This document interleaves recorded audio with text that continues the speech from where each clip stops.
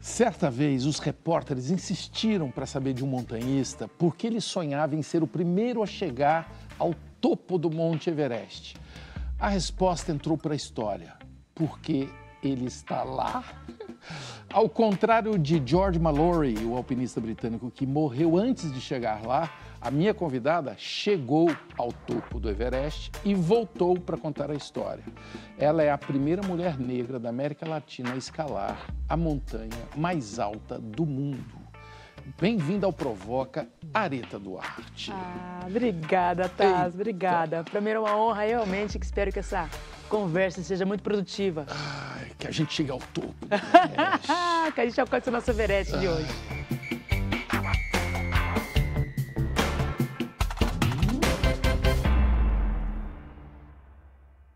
Este aqui é o Provoca, no ar para todo o Brasil, pela TV Cultura e emissoras afiliadas e também pelas telas das plataformas digitais, no app Cultura Play ou em versão podcast no seu tocador preferido. O Areta, por que você quis chegar ao topo do Everest? É porque ele está lá ou tem alguma coisa a mais? Uau! Particularmente, eu demorei muito tempo para pensar nessa escalada. Sim. Esse não era o meu sonho, não era o meu sonho de infância. Sim. Na verdade, na minha infância, eu nunca nem tinha ouvido falar em montanhismo, em escalada, em Everest. Mas já praticava essa atividade desde 2011, quando eu comecei a trabalhar com isso. Comecei, inclusive, como vendedora de roteiros em montanha, depois passei a ser assistente de guia, finalmente me tornei guia especializada em alta montanha e alcancei todo o currículo mínimo necessário para tentar essa empreitada. Sim. No entanto, o que eu não tinha era vontade de escalar o Everest, porque quando eu pensava em Everest, eu associava a alto risco de morte, eu associava a alto investimento financeiro e busca de status quo. Eu só desejei essa escalada mais ou menos no final de dezembro de 2019, quando eu vi uma foto de uma parte dessa montanha, que é a foto do Vale do Silêncio. Quando eu vi o Vale do Silêncio... Vale do Silêncio. O pessoal fala no Vale do Silício. O que é o Vale do Silêncio? Com muito menos tecnologia do que o Vale do Silício. O Vale do Silêncio é um trecho do Everest, está entre os campos 1 e 2 dessa montanha. É um vale muito extenso, caminho para o topo, coberto de neve, coberto de gelo, no entorno, na lateral, cheio de montanhas de 7.000, 8.000 metros. E eu só vi a sessão do arquivo pessoal de um colega de trabalho, o Carlos Santalena. Sim. Quando eu vi essa imagem, eu pensei, poxa, um dia quero estar lá. Vou mostrar para vocês que lindo é o caminho do campo 1 para o campo 2.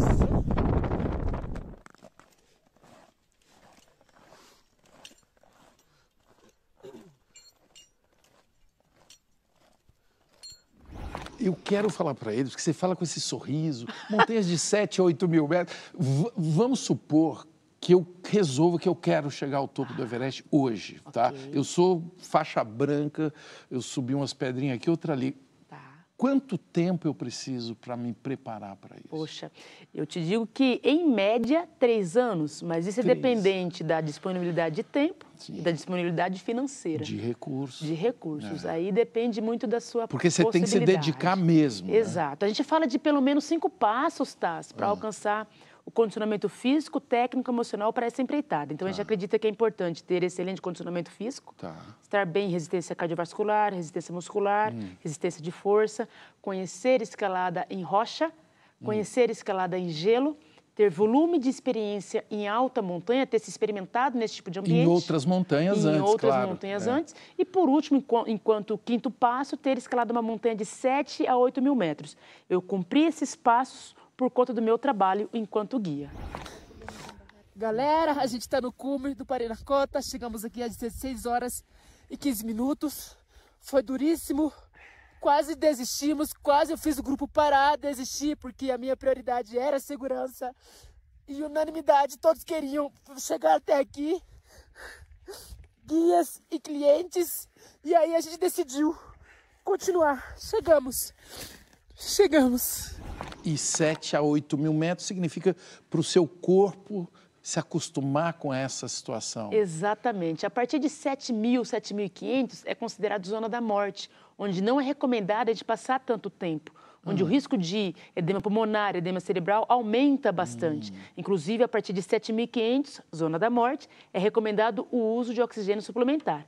Então, é importante a gente se conhecer nesse tipo de lugar, de ambiente, para a gente finalmente tentar o Everest, que tem 8.848. Como que foi o seu preparo físico e o seu preparo mental? Legal. Eu comecei, então, a trabalhar com o montanhismo em 2011, a partir de uma palestra que assisti sobre essa atividade. Eu passei a visitar montanhas do Brasil, principalmente Mantiqueira, realizar trekking, travessias, expedições.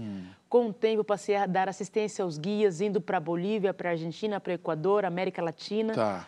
E até aí nós estamos falando assim, você caminhando por montanhas, não era aquela escalada, digamos, radical, ou era já? A gente pode dizer que algumas até tinha trechos técnicos, como, por exemplo, o Pico Auster, que faz parte, inclusive, do curso de escalada de gelo, e ela na Bolívia. Tá. Ela tem uma menor altitude, 5.400 metros, mas já tem trechos técnicos. Tá.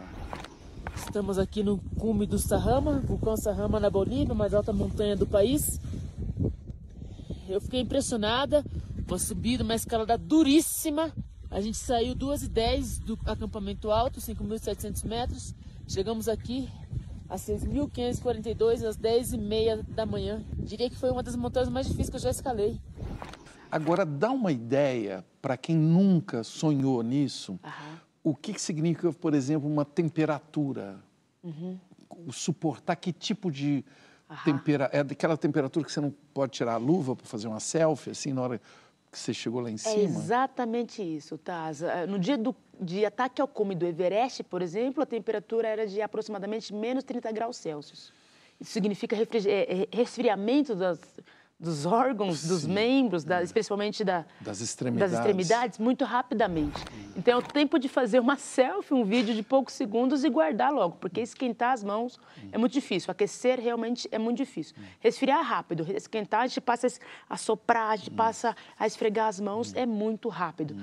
E a parte de oxigênio, assim, dá uma ideia de qual é essa capacidade que você tem que ter ali? Uau. O que você respira? Taz, eu me lembro que durante a expedição Everest, que aconteceu em 2021, estávamos ainda em pandemia, pela questão do Covid-19, e eu tive princípio de edema pulmonar, e durante 2 dias eu precisei repousar para tentar me recuperar. Fiz suplementação de oxigênio precoce, tomei antibióticos, corticoides, xaropes, fiz acompanhamento médico, porque no campo base do Everest tem esse posto médico. E quando eu ia para minha barraca repousar, eu ficava pensando, é insuportável faltar ar. Eu ficava pensando nas pessoas que porventura tinham tido o Covid, as pessoas que porventura estavam internadas, que é a ponto de você estar deitada e a simples inspiração é muito desafiadora. Eu estou tentando aqui descrever o que é faltar ar nesse tipo de ambiente. É a ponto de ter dificuldade para você comer, a ponto de ter dificuldade de arrumar a sua duffel bag, sua bagagem que está ali. Tudo tem que ser feito muito lentamente, muito calmamente, porque o mínimo movimento exige muito oxigênio. A minha saturação ali, teve dia que chegou a 70%. Aqui, a nível do mar, 70% realmente é caso de UTI. Por isso, a necessidade de suplementação de oxigênio para que a gente consiga sobreviver naquele lugar.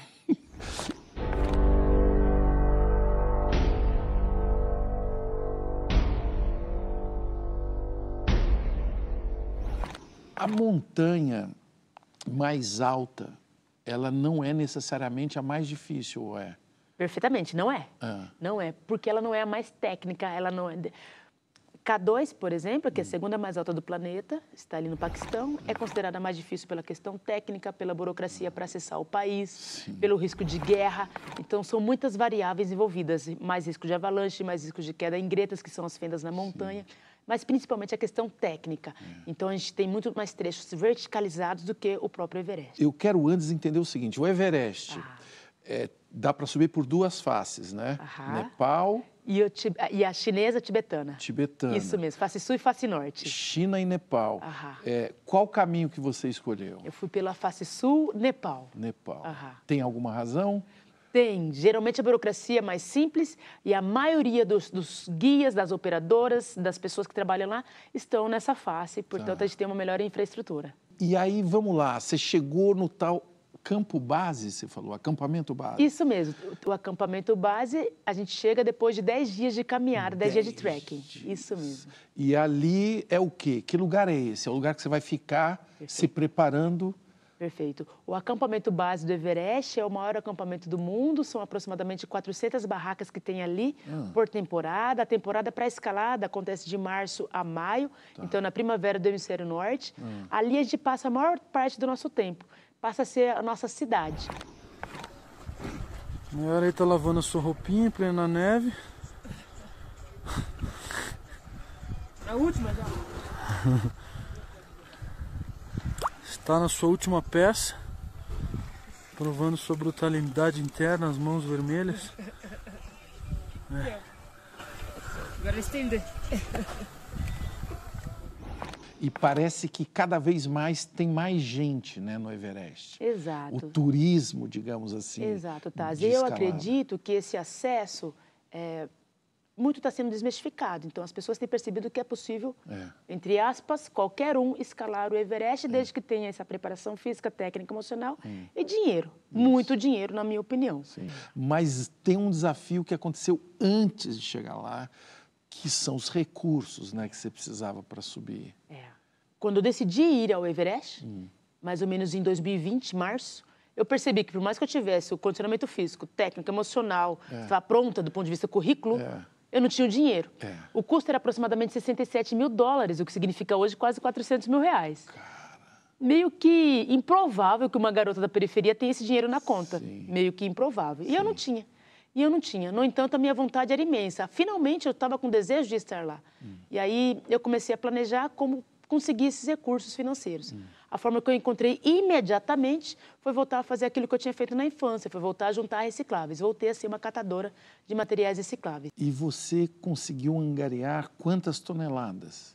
A gente trabalhava, tá, de domingo a domingo, e eu digo a gente porque minha família ajudou, até minha avó, que na ocasião tinha 91 anos, a minha mãe, que hoje tem 70, os meus irmãos, tanta gente na família, tantos amigos, eu acho até que eram mais malucos do que eu, por acreditar que seria possível. Nós juntávamos aproximadamente 500 quilos por dia. A gente trabalhava quase 9 horas só com a reciclagem, diariamente, indo a condomínios, indo a empresas, coletando alumínio, plástico, papelão, vidro. Ao final de 12 meses e 15 dias, foram quase 130 toneladas.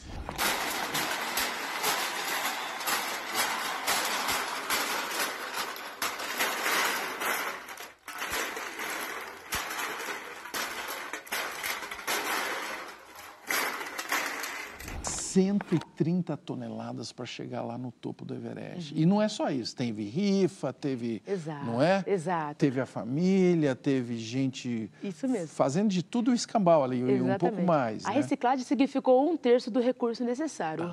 O restante foi a partir de bazar de roupas usadas, bazar de equipamentos de montanhas, móveis usados, rifas, financiamento coletivo, vendemos fotografias de montanha, participamos de game show de televisão, conseguimos algumas empresas patrocinadoras, foram muitas ações, muitos trabalhos. Uma escalada, né? Uma escalada, literalmente. E a caminhonete que você usou para coletar, no final também foi, não foi? Exato. Reciclada ou foi, né? Exato. Eu tinha um carro popular no início do projeto da Sucata Everest.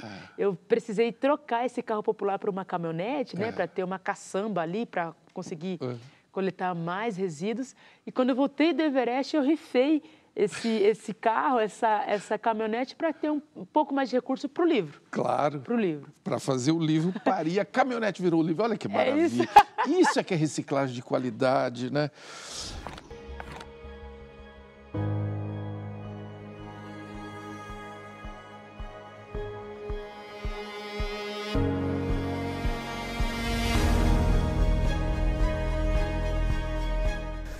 Chegamos ao campo 1 do Everest. Não vou mentir não, foi bem difícil pra mim. 10 horas de caminhada, 10 horas de ascensão. E eu tossindo muito. Meu pulmão chega a estar doendo.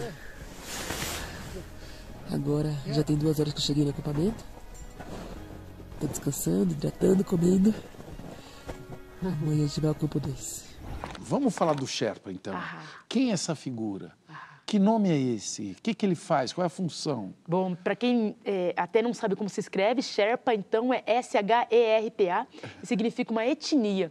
Etnia de pessoas nepalesas ou outros lugares da Ásia, mas basicamente que vivem no entorno das montanhas ou nas bases das montanhas. São pessoas que têm especialização nesse tipo de ambiente frio, hostil, gelado, desafiador. Tá. E é ele que sabe se você está preparado para continuar ou não.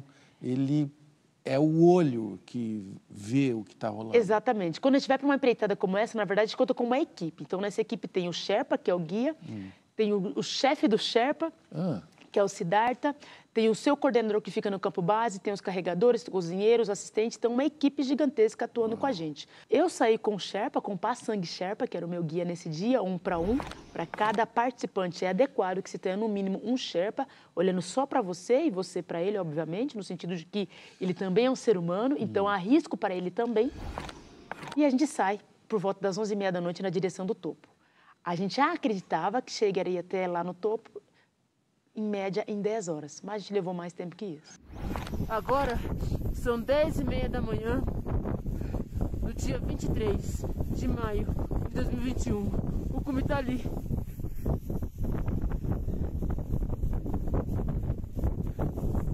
Vamos lá? Dá para descrever o sentimento na hora que você chega lá? Você lembra desse momento? Eu posso tentar, mas já afirmar. Será impossível você entender no detalhe o que é que a gente experimenta lá.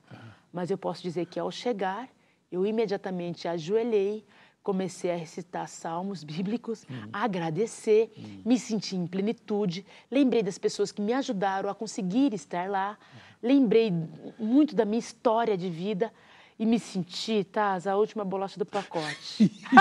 Aí pode falar, aí pode se sentir, empoderadíssima, em plenitude. E em seguida eu me levantei, olhei no entorno e via que eu estava acima das nuvens. E via que lá no horizonte eu conseguia enxergar o sol que já tinha nascido. Eu percebia o planeta em circunferência. Eu estava acima da mais alta montanha do planeta. É realmente incrível e único. Aí ainda bem que nós estamos ainda no primeiro bloco, nós vamos escalar agora outras montanhas. Aliás, escalar uma montanha é uma metáfora usada e abusada, né, para dificuldades da vida. A Aretha, ela sabe tudo de escalada e de desafios da vida, da montanha real e da montanha metafórica. No próximo bloco, ela vai dar dicas de como encarar esses dois tipos aí de escalada. Até loguinho.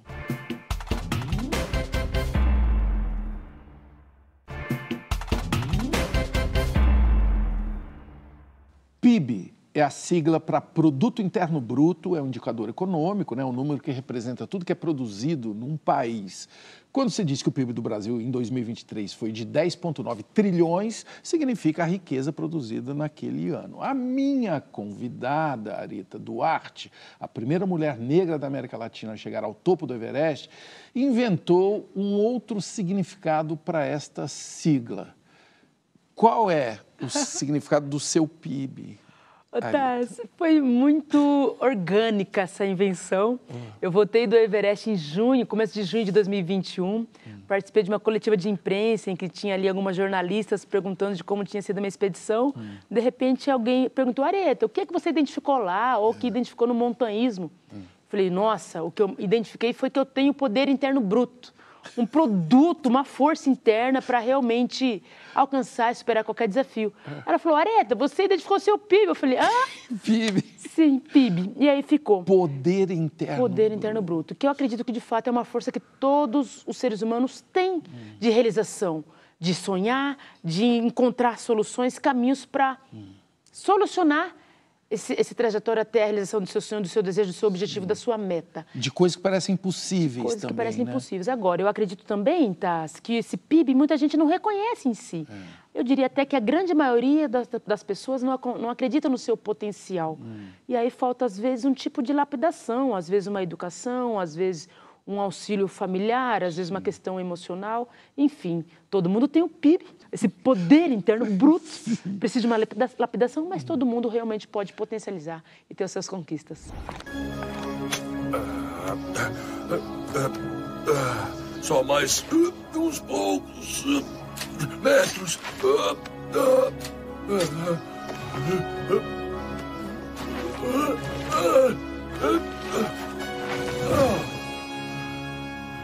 Eu consegui. Como que você encontrou o seu? Como que você reconheceu o seu? Eu lembro, Taz, que teve um momento em que eu percebi que já existia em mim, mas que eu já estava ativando esse PIB ao longo da minha vida.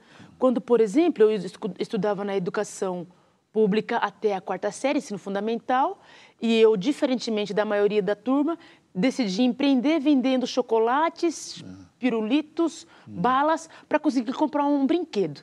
Em outro momento da minha infância, por volta dos 11, 12 anos, juntei recicláveis para comprar patins. Em outro momento, eu decidi ir para uma escola técnica, acreditando que eu podia ir para esse ambiente tão novo, dentro do meu contexto, dentro da minha realidade, para conseguir cursar técnico em processamento de dados, conseguir fazer um estágio em um banco, ter uma remuneração enquanto estagiária superior a todo mundo da minha família, e a partir dali eu pude dar melhores condições ou dar um suporte na minha casa.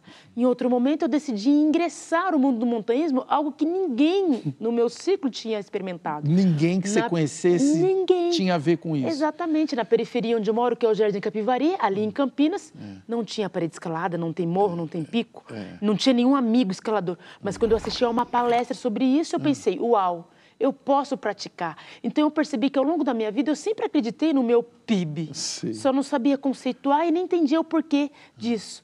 Eu reconheço que esse meu PIB também advém da minha família. Minha família é de nordestinos, meus pais pernambucanos que vieram ao estado de São Paulo sem ter onde morar. E a partir do trabalho e do esforço, construíram um barraco de madeirite num terreno de invasão, ocupação, e formaram família. E aí, quando eu vivencio o montanhismo, isso tudo vai ganhando sentido, vai se conectando, vai se ligando. Quando eu vou para a montanha, eu vou passar frio, eu tenho que acampar, eu tenho que carregar peso, eu tenho que ser minimalista, eu tenho que viver dentro de um simples para superar um desafio, para garantir bom desempenho, para ter segurança, para chegar ao topo, eventualmente, isso não é garantido, mas principalmente voltar para o meu verdadeiro cume, que é a minha casa. Então, quando eu reconheço que essas coisas são dependentes da minha força, do meu PIB, eu percebo que ele sim, já existia e agora eu só sei lidar melhor com ele para qualquer coisa que eu me coloco a realizar. Se falar, tem que se virar com isso tudo, eu já faço isso. Exato.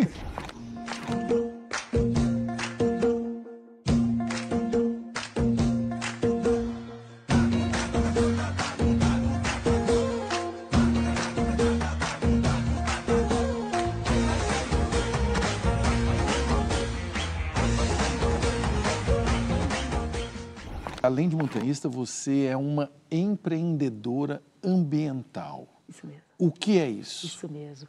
Eu promovo, desde que voltei do Everest, Taz, eu abri uma empresa em sociedade com o Bernardo, com uma empresa do qual ele já tinha em funcionamento. A gente abriu uma empresa para justamente fazer gestão de projetos sociais. Que tipo de coisa é? São projetos que promovem impacto social positivo e impacto ambiental positivo. Esse é o nosso novo espaço Waste Bank, também conhecido como Campo Base Areta Duarte. Você já ouviu falar na troca de resíduos por recursos, por benefícios? É mais ou menos isso que vai acontecer aqui. Você vem até o espaço Waste Bank, faz um cadastro e todo o resíduo da sua casa pode ser transformado em cashback, em renda. Existe um outro projeto que é uma parede escalada feita também de material reciclado dentro de um parque na cidade de Campinas em que as pessoas podem acessar para praticar esse esporte gratuitamente, algo que no passado nem tinha para mim. Existe um outro projeto, o mais recente inclusive, que é uma expedição ao Monte Kilimanjaro, a mais alta montanha da África, em que a gente vai levar pessoas negras do Brasil para esse ambiente. E por que as pessoas negras? Porque, de algum modo, as pessoas negras, ao longo da sua história, foram marginalizadas, têm menos recursos financeiros para praticar esse esporte que ainda é burguês, ainda é caro. Sim, sim. E a gente terá a possibilidade de ter um grupo pioneiro da América Latina de pessoas negras praticando a alta escalada, a montanha de alta montanha. Esse é o seu próximo topo. É o meu próximo Everest. O Kilimanjaro, com uma galera negra e que já está se preparando. Exato. No mês da consciência negra desse ano de 2024, será o nosso primeiro grupo de pessoas negras ao topo do continente africano. A noite é longa, mas a chama Ubuntu nunca se apaga. Uma chama que aquece, une, nos lembrando de quem somos e de onde viemos. Kilimanjaro será apenas a primeira montanha, o primeiro passo. Unidos, como um só coração, subiremos muitas outras e celebraremos nossa verdadeira força. Agora eu vou mostrar também uma outra coisa que é produto dessa sua história, que é este livro, Da Sucata ao Everest, a saga de Areta Duarte, que você escreveu com Rodrigo Grilo, tá? Tá aqui. E conta aí qual é a ideia desse livro e o que ele representa para o que você faz hoje profissionalmente. Antes mesmo de eu ir ao Everest, Taz, eu comecei a estudar mais sobre a história da pessoa negra no Brasil. E aí eu tinha dificuldade de acessar as histórias, de encontrar biografias, de encontrar textos que contassem as histórias. E quando eu me liguei, percebi que a minha história seria importante, no sentido de gerar reflexão, pessoas negras praticando montanhismo, de falar um pouco da história, falar dos desafios, das dificuldades, eu percebi que a minha história não poderia ser mais uma ceifada, apagada. Eu não poderia fazer parte desse processo de apagamento. Então, eu decidi, antes mesmo de ir ao Everest, que eu teria uma biografia da minha história, porque se porventura amanhã eu não estivesse aqui, todo mundo poderia acessar. Só que um projeto livre é investimento também. Naquele momento eu não tinha a possibilidade. Quando eu retornei do Everest, retomei essa ideia, mais ou menos 3 meses depois, eu pude começar o investimento, convidei o Rodrigo Grilo, que é um grande jornalista, um ótimo escritor, para estar comigo. Ele convidou a Débora Rubin para colaborar com ele e juntos a gente pôde escrever essa biografia. Aí tem a minha história contada por mim, na escrita deles, mas também houve a escuta de alguns familiares e de alguns amigos. É uma história de muito orgulho, que para mim foi muito importante. É uma história cheia de aprendizado para todos nós, né? Obrigada. E você trabalha com o ESG ligado às empresas, que, aliás, é algo absolutamente necessário a gente observar. Qual é esse trabalho? Me conta um pouco. Essa preocupação com a questão social, com a questão ambiental, para mim faz parte do meu presente, faz parte, e essa preocupação presente realmente pode fazer a diferença no nosso futuro.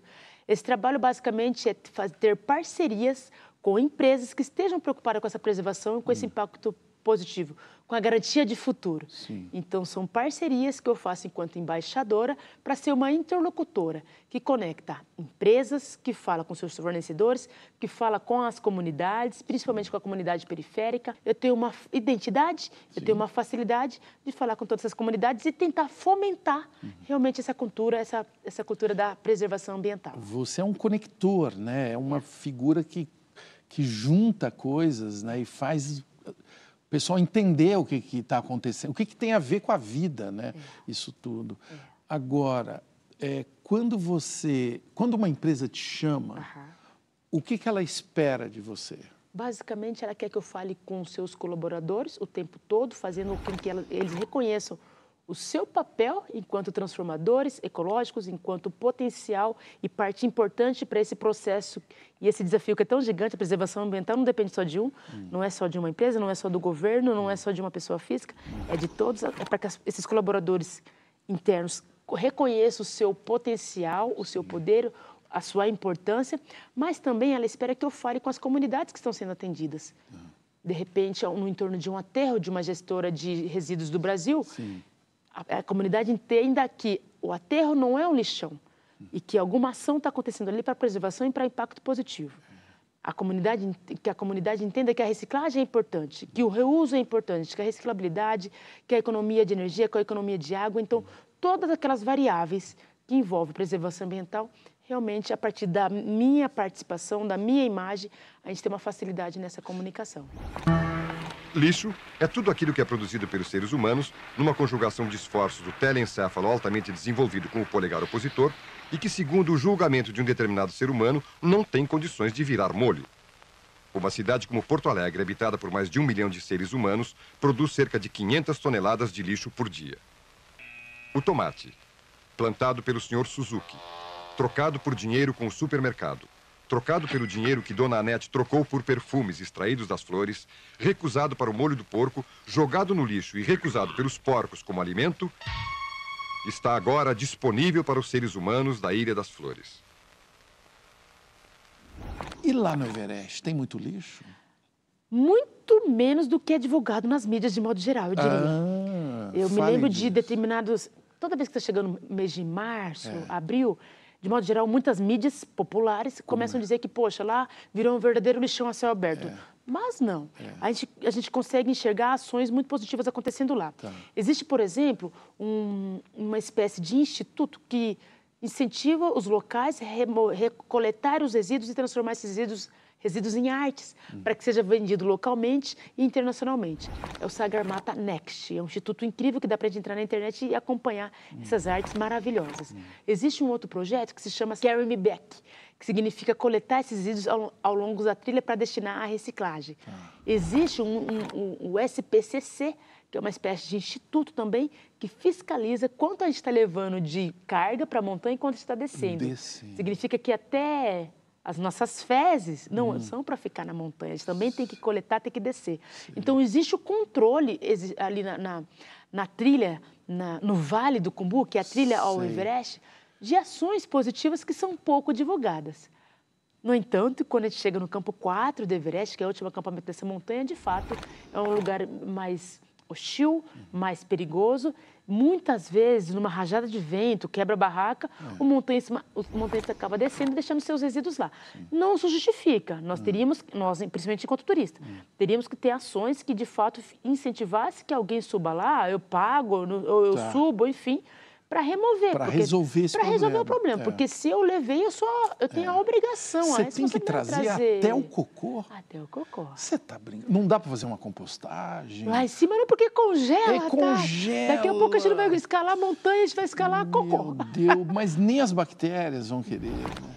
Eu bebo água pra deixar fluir meu corpo, assim como o abacate me ajuda a fazer cocô. Me deixa bem forte, faz um bem pro meu cabelo, me enche de energia, com minha rima te atropelo. A indústria fatura em cima dos trouxa, vendendo coisa ruim, umas paradas bem tosca. Poxa, não faça parte dos cabeça oca, nunca vai dormir de toque, vida longa, vida louca. Pode sorrir, happy amizade. O que a montanha ensina sobre a vida? Uau. Montanha, para mim, é escola, sabe, Taz? E montanha ensina que a gente pode ser feliz ao conversarmos, que a gente pode ser feliz apenas tendo um lugar abrigado para a gente sobreviver, passar aquela noite. Apenas ter um arroz com um vegetal cozido para a gente se alimentar. Que a gente pode ser feliz com pouco. A montanha ensina para mim que a vida é incrível. A montanha ensina para mim que a gente pode viver algo único a cada experiência. A montanha ensina para mim que a vida tem valor.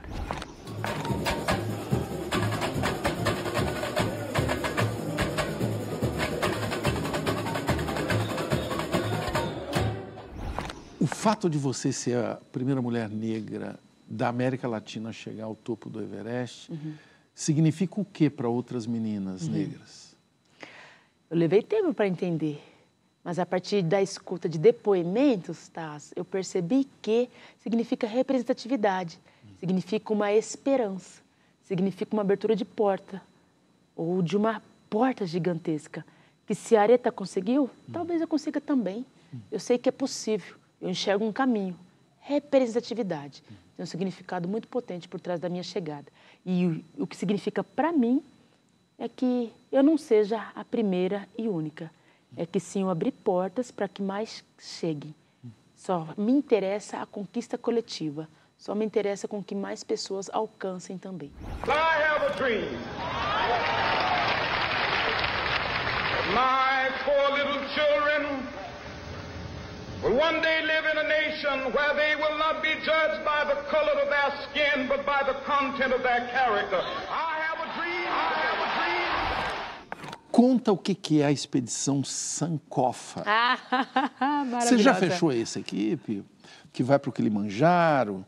Como é que está essa preparação? Foi um super desafio conseguir fechar esse projeto. Pessoal, Sankofa, é o seguinte, nós ainda temos tempo, no último bloco, nós vamos falar dessa expedição aí, porque falta uma montanha nada fácil, que a minha convidada, a montanhista Aretha Duarte, conhece bem, que é a montanha da vida.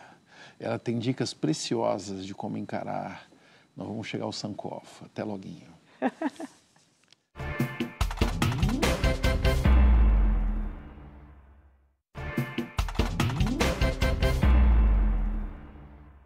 Sankofa é uma palavra que engana, significa voltar para buscar. É parte de um provérbio que diz: não tem nada errado em voltar atrás para buscar o que se esqueceu. Não por acaso Sankofa é o nome da expedição que a minha convidada, a alpinista Aretha Duarte, prepara agora para seguir em direção ao topo do monte Kilimanjaro, na Tanzânia. O que você está indo buscar lá na África, hein? A gente escolheu exatamente esse nome porque a gente reconhece que esse projeto, que tem a ver com esse grupo de pessoas negras do Brasil, montanhista, indo praticar uma expedição à alta montanha, algo muito desafiador, muito raro de acontecer, também está com a oportunidade de se reconectar com a cultura africana, com a cultura afro. E essa experiência cultural absolutamente pode possibilitar reconexão com a história de cada um, reconexão com as suas origens. Eu tenho certeza que todos os participantes voltarão diferentes, possivelmente fortalecidos, tendo orgulho dessa história aí ancestral.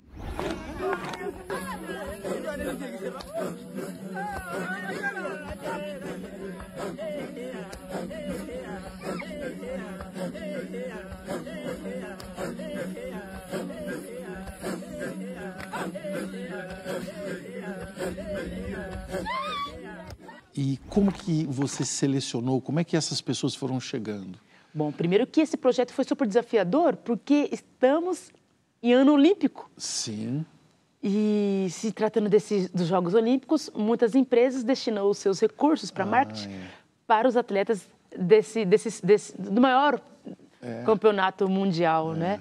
E aí foi muito difícil a gente conseguir captação de recursos. No entanto, a minha empresa, que é a AD, a Aretha Duarte Gestão de Projetos Sociais, decidiu. A gente vai assumir parte do investimento. Se a gente conseguir algum outro patrocinador, a gente vai fazer essa saída acontecer. Conseguimos isso em aproximadamente 4 meses.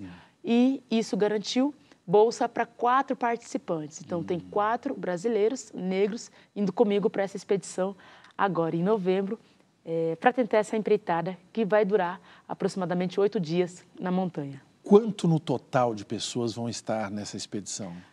Além desses brasileiros negros, temos eu, então, quinta pessoa, Gabriel Tarso, que é o filmmaker, vai fazer o registro de toda a expedição. Sim. E tem os colaboradores locais, os guias, os cozinheiros, carregadores. Para cada participante, a gente conta com mais 3 colaboradores. Para cada participante? Exato. Se são 6 brasileiros, estaremos com mais 18 pessoas tanzanianas com a gente. E por isso, absolutamente, eu acredito que será muito rico culturalmente. Nossa, são pessoas de diversas tribos, diversas etnias, diversas culturas, diversas histórias, interagindo com a gente durante toda a empreitada.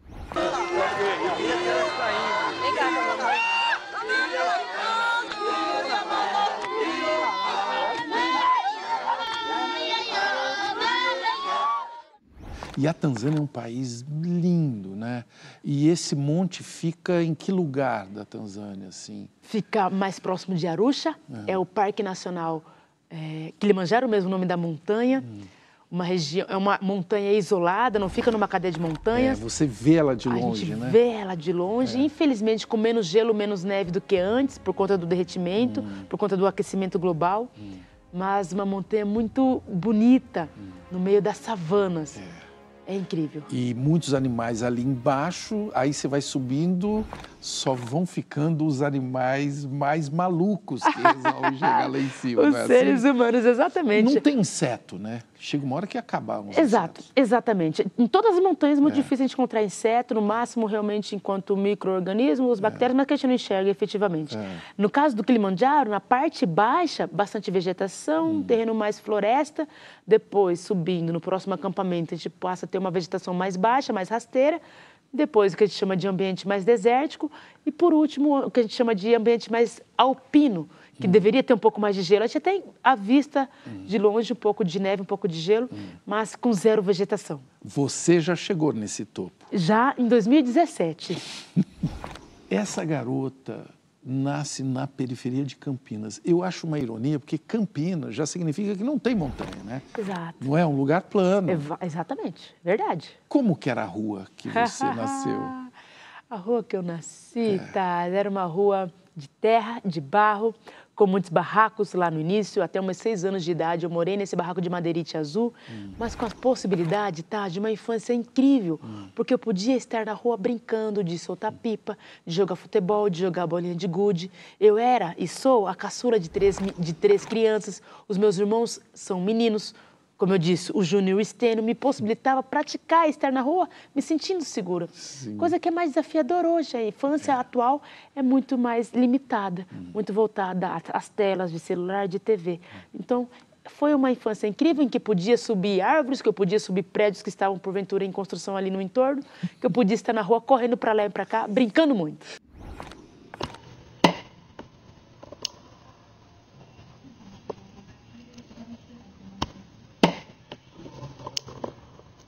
Quando se fala assim, sankofa, né? Voltar para buscar, né? Eu quero saber o que você vê quando você olha para trás. Eu vejo, Tassi, eu vejo pessoas que me ensinaram muito. As minhas inspirações, os meus familiares. Eu me lembro da minha avó, pernambucana, que também viveu aqui no estado de São Paulo, veio um pouquinho depois da minha mãe. Não sabia e morreu recentemente em janeiro, sem ao menos saber escrever. Mas veio com uma força, com uma garra, veio com uma história de pessoas esforçadas, de convicção, de que o mundo pode ser melhor, de que a nossa vida pode ser melhor, quando a gente reconhece o nosso poder, quando a gente reconhece o nosso potencial de mudar a realidade. Então, quando eu vejo o pouco que eu conheço da minha história, que começa em Pernambuco, do que eu conheço, na verdade, começa em Pernambuco, eu sei que tem coisa antes, mas eu não sei o que exatamente, porque eu não tive acesso. Mas eu reconheço uma história de muita força, de muita inspiração, de motivo de alegria. Já faz 3 dias que nós chegamos aqui no Campo Base. Estamos aguardando janela de bom tempo para que haja voo de helicóptero. Não dá para a gente contar com a descida a pé, porque os lodges estão fechados por conta do lockdown em função da pandemia. E a gente observa todas as manhãs o tempo assim, ó, fechado, nublado, as barracas cobertas de neve, fica até difícil acessá-las. Enquanto isso, a gente vai desfrutando um pouco mais da montanha, que daqui a pouco vai acabar e a gente vai sentir saudades. Tem um título de uma palestra sua, Toda Mulher Negra Merece Seu Everest. Absolutamente. Qual foi o Everest da sua mãe? Dona Euleide. Dona Euleide, também conhecida como Dona Pois, porque toda vez que ela vai cumprimentar alguém, ela não fala oi, bom dia, boa tarde, ela fala, pois. Dona Euleide. A Dona Euleide teve como Everest a construção da sua casa, a transformação do seu barraco de madeirite numa casa de alvenaria, que tinha banheiro, que teve cama de serralheria, que teve uma TV em algum momento, que teve um fogão, que teve uma lavadora de roupas, que teve a possibilidade de garantir sustento aos seus filhos, que não passaram fome. Ela conta que ela chegou a passar fome, mas eu e meus irmãos em nenhum momento passamos fome. Nós tivemos estrutura. A minha mãe passou fome para garantir o nosso sustento. Então, o Everest da minha mãe foi garantir o nascimento dessas 3 crianças com o direito de viver, com o direito de ter um mínimo de qualidade. Que Everest bonito, hein? Dessa moça. Absolutamente. E é engraçado porque depois de chegar ao topo, ao Everest, você pediu um prêmio para a Dona Euleide, que é um prato de arroz com chuchu. Eu li isso e eu fiquei com fome, sabia?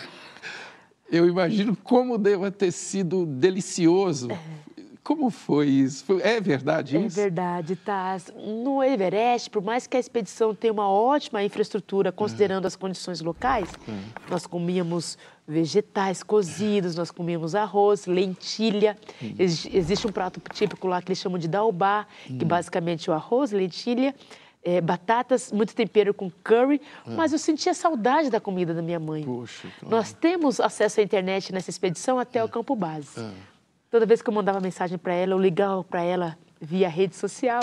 Ô mãe, quando eu voltar, por favor, a senhora pode me entregar o arrozinho, o chuchu refogado? E aí, tá, quando eu voltei, no dia 3 de junho de 2021, ela, meus irmãos, algumas amigas, alguns outros familiares, foram até o aeroporto de Guarulhos. A gente entrou no ônibus do meu time de coração. Posso falar aqui meu time? Claro. Sou Ponte Pretana. Opa. A Ponte Preta mandou o gurilão, o ônibus do time para me buscar com os meus familiares. E quando eu chego no ônibus, ela me entrega a marmita. Já? Do arroz e do chuchu e um bifinho para dar uma complementada ali. Então foi a melhor comida pós-expedição, com certeza. Que delícia! Que história linda, né? Tum, minha mãe. Tum, te amo. Tum, minha mãe. Tum, te amo. Você lembra qual foi a sua primeira escalada? Lembro sim. Pedra Bela, ali na região de Bragança Paulista, durante um curso de escalada, durante o curso de escalada em rocha.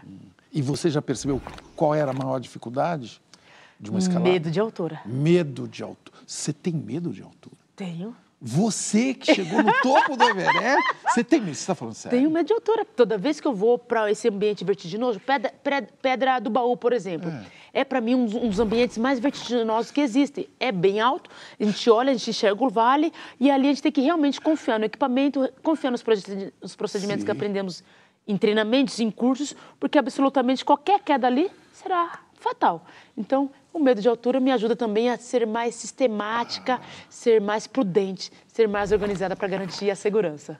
Gente, como é que pode a primeira mulher negra que chegou no topo do Everest me falar agora, no final da nossa conversa, que ela tem medo de altura? Absolutamente. Isso é importante, o medo é importante. Claro. Como lidar com o medo? Por que o medo é importante? Importante para a gente se organizar, para a gente planejar, para a gente treinar mais os procedimentos, para a gente realmente ser mais prudente, para a gente ter atenção, para a gente ter foco. Sim. Ele é importante. Medo é natural a qualquer ser humano. Sim. O que não pode é o medo nos bloquear, nos limitar. O que eu não permito é que ele me pare. Sim. Qual é o seu grande medo hoje? Há muito tempo atrás era morrer, Tass. Um dos motivos de não ter vontade de ir ao Everest é saber que existe alto risco de morte lá e eu não tinha vontade de perder essa vida que eu acho maravilhosa. Sim. Agora, o meu medo hoje, eu diria, é deixar de fazer o que eu posso fazer para gerar impacto positivo. Quando eu não puder mais fazer, isso realmente vai deixar a minha vida com menos sentido. Thaís GT. Qual areta morreu ao subir o Everest? Uau! E quem é a nova areta que nasceu com essa experiência? Eu diria que a areta sem coragem ficou lá. A areta que votou é a areta encorajada, que reconhece que sim, continuamos a ter muitos desafios, continuamos a ter muitos Everestes, mas quando a gente assume, se propõe a superar cada um dos obstáculos, a gente vai vivenciar um novo mundo, uma nova realidade. Eu reconheço que tenho medo, que eu tenho vulnerabilidades, que eu tenho ansiedade, que eu tenho desafios, mas se a gente estudar, tentar se desenvolver, ter parceiros de confiança e a gente não faz nada sozinho, as coisas vão dando certo, pouco a pouco. E, porventura, o dar certo pode ser, inclusive, a gente não conseguir alcançar a meta que a gente estabeleceu. Mas que, no mínimo, nessa trajetória, a gente aprendeu alguma coisa. Teve algum Everest no meio desse percurso. E está tudo bem mudar de rota em algum momento. Tá tudo Quando bem. você faz um planejamento de uma escalada como essa agora, do Kilimanjaro, se não chegar ao topo, dá para encarar essa frustração? Dá para encarar. Dificilmente eu vou voltar imediatamente com um sorrisão de uma orelha a outra. Claro. Leva um tempo para a gente digerir o que é que aconteceu, podia ter sido diferente, não poderia, mas dá para encarar. Até porque a montanha continua lá. Se a gente faz questão de chegar ao topo, tente mais vezes, se houver possibilidade de saúde, de continuamento financeiro e tantas outras variáveis. Mas dá para encarar. Quando eu saio para uma empreitada como essa, Tass, eu saio entendendo que o meu verdadeiro cume não é o topo da montanha. O meu verdadeiro cume é voltar íntegra para o meu lar, para minha casa, para minha família. Se por uma questão de segurança, de saúde, alguma coisa inviabilizar a minha ascensão, eu volto, tá tudo bem, para minha casa. Sim, que é o seu cume. É o meu verdadeiro. Não, agora eu gostei, agora eu entendi essa coisa, hein? É bom isso, hein? Ter a meta lá no topo, mas saber que lá não é o topo. Perfeitamente. E não quero chegar no topo e ficar. Eu quero retornar.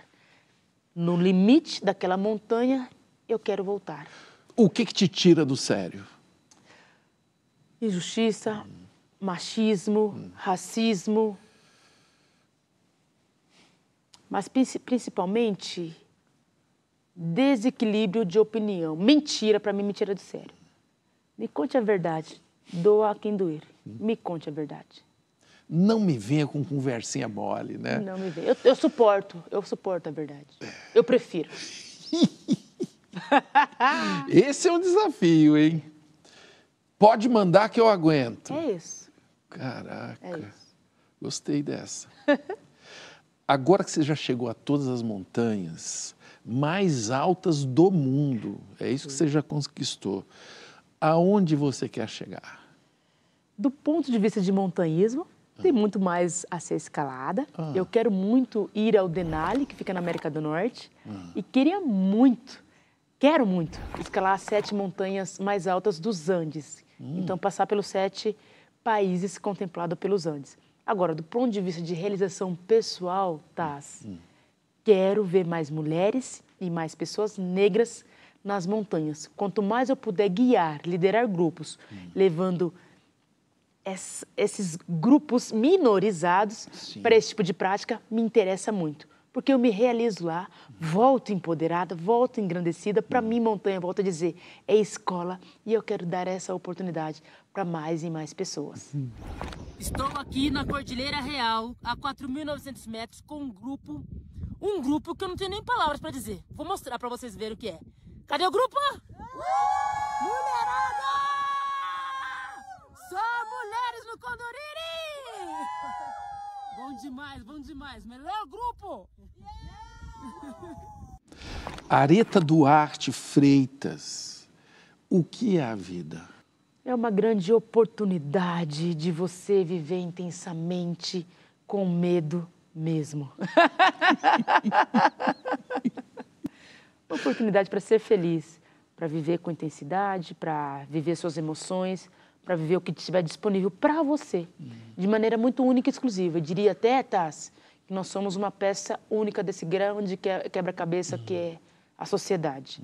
Que só eu posso preencher o meu espaço, que só você pode preencher o seu espaço. E nós somos únicos e exclusivos para viver essa dádiva, esse presente.